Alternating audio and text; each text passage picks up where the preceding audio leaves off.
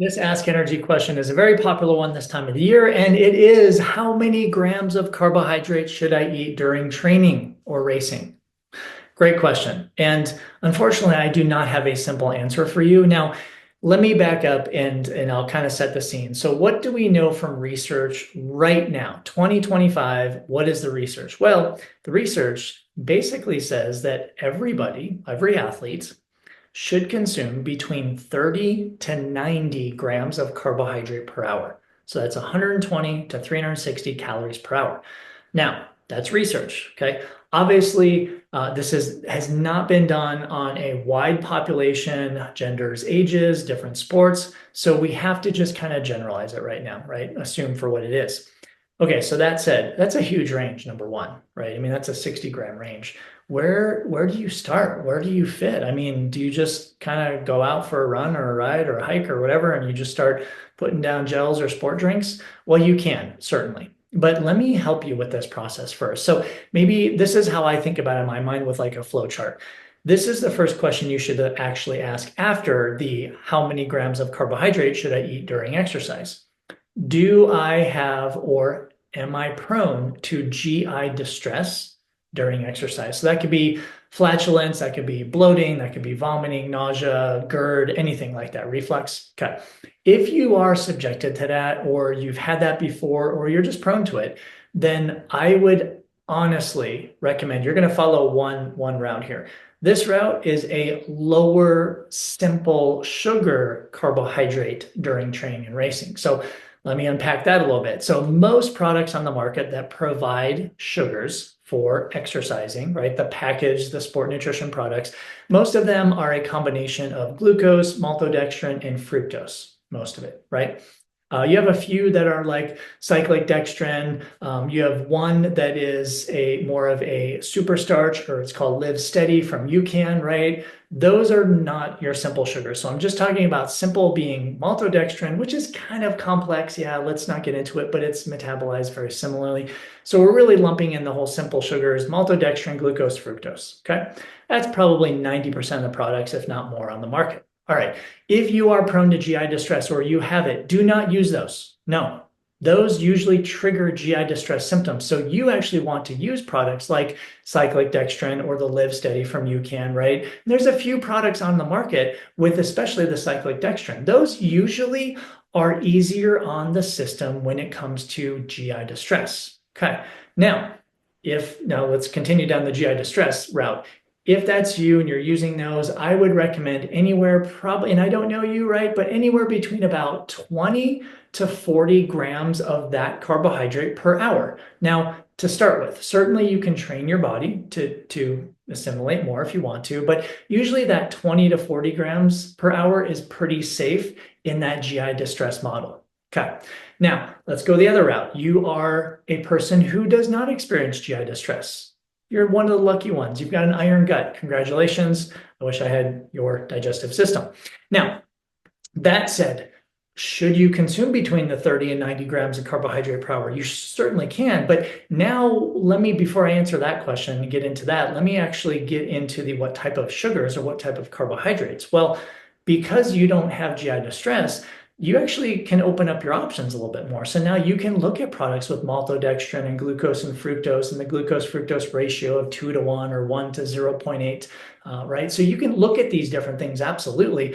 So as long as, again, it works for your stomach, you obviously have to respect the N of 1, right? But that said, so now the answer to the question, how much should I eat? Well, yeah, that 30 to 90 is pretty solid, but there's one thing you need to remember. Again, this is for you if you do not have GI distress or you're not posed with GI distress symptoms. Up to 60 grams per hour. Okay. Remember this. If you only need up to 60 grams per hour, you can choose something with a carbohydrate source that is either maltodextrin or glucose only. What am I talking about? Okay, let's back it up a little bit. 30 to 60 grams an hour.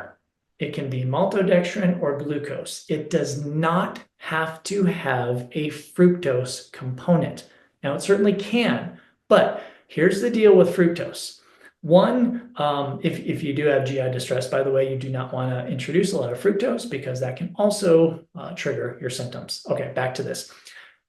On the small intestine, there are a couple of transporters that get glucose and fructose across the membrane, the lining, right? So you've got, think of it like buses, right? You've got one bus for glucose or like a maltodextrin, you've got another bus for fructose. Okay.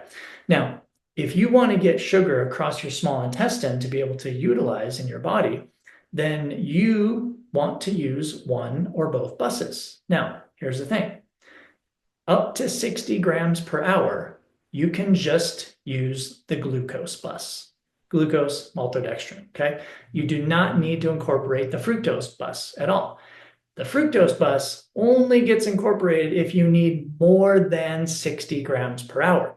So, and it's kind of like this, if you think about it, if you're an athlete, like you burn hot, I call it like your thermostat is pretty high, you're super competitive, high competitive level, you burn a lot of calories, you need a lot of carbohydrates per hour, maybe more than that 60 grams, then you need to take 2 buses across the small intestine, okay? Because 60 passengers can only go on the glucose bus, 60 grams of carbohydrate. If you need more, you can't just shove more passengers on the bus. It's not safe, doesn't work that way, especially in the human body. So that's where the fructose bus comes into play. So again, looking at this, if you need up to 60 grams per hour, then use the glucose or the maltodextrin bus. Use a sport nutrition product with that specifically. If you are trying to consume more than 60 grams, so maybe 60 to 90 grams, it absolutely should be a combination of both glucose and fructose. Utilize the 2 buses. Most of the sport nutrition products out there with those do have the ratio of a 2-to-1 glucose to fructose or a 1 to 0.8 glucose to fructose. So there are actually quite a few products on the market now that have those ratios. But here's the thing, at the end of the day, you really need to decide if you need to consume more than 60 grams of carbohydrate per hour. So in my flow chart, right, which I started with, it's the do I have GI distress? And then on the other side of it, no GI distress is, okay, do I need more than 60 grams of carbohydrate per hour? That's really the next question, because if you do, that takes you down one path of needing glucose and fructose together.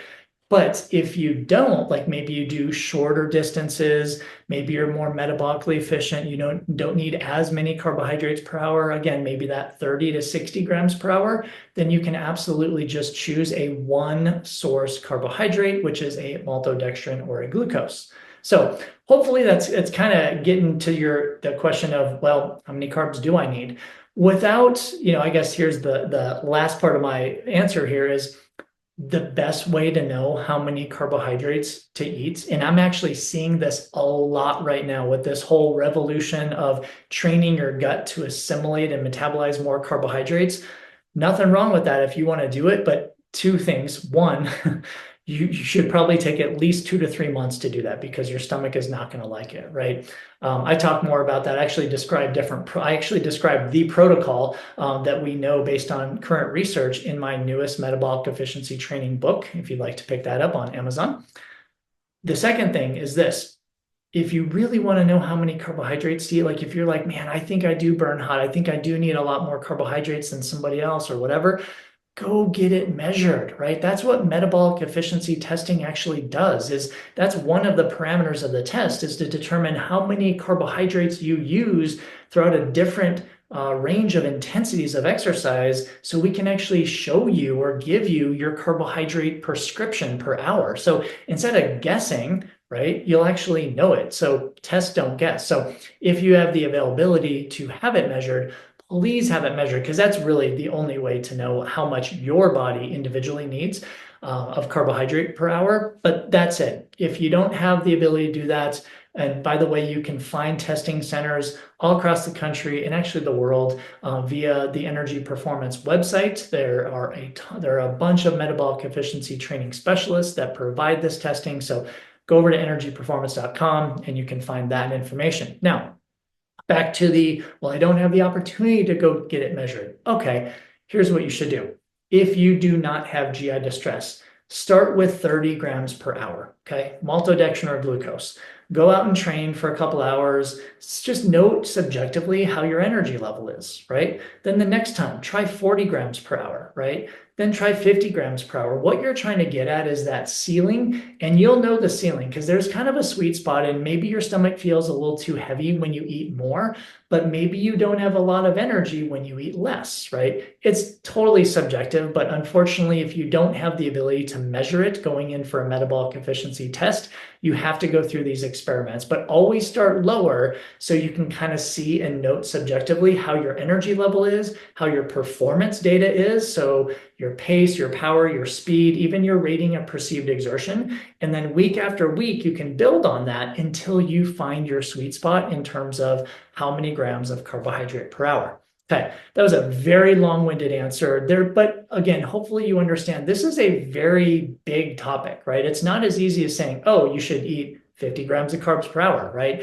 It really does depend on the individual, the digestive system, the digestive response, the sport, the level of competitiveness, and really what you're trying to do in terms of exercise. Okay, if you have questions, comment below. I love interacting with you all. Thanks again.